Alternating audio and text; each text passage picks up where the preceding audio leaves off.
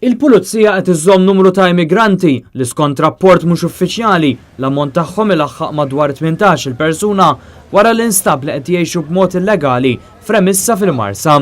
Net News jinsab informati li l-arresti saru meta l-pulizija it-tlieta fil-għaxija issejħu fuq rapport ta' ġlieda kbira, ajjat u storbju u saħansitra li kienet intużat arma li taqtaw bil-ponta fit-triq l-istalel. Dan wassal biex fil-post intbagħtu numru kbir ta' uffiċjali tal-pulizija kemm mid-distrett kif ukoll mir-Rapid Intervention Unit. Madankollu ma nstabet l-ebda kommozzjoni jew traċċi ta' din il-ġlieda.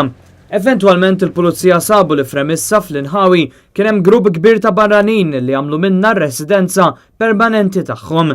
Kien hawn li l-uffiċjali tal-pulizija skoprew li uħud minn dawn il-barranin madwar 18 kien skadilhom il-permess ta' residenza tagħhom f'pajjiżna.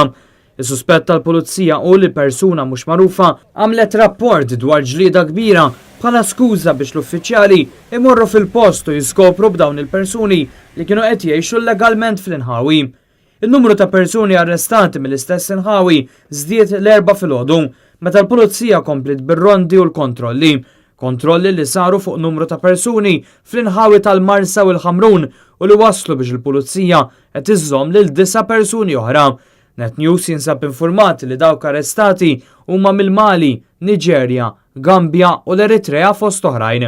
Dawn qed jinżammu prinċipalment tal-li naqsu li jipprovdu dokumenti jew inkella biex tkun ikkonfermata l-identità tagħhom jew il-permess ta' residenza f'pajjiżna.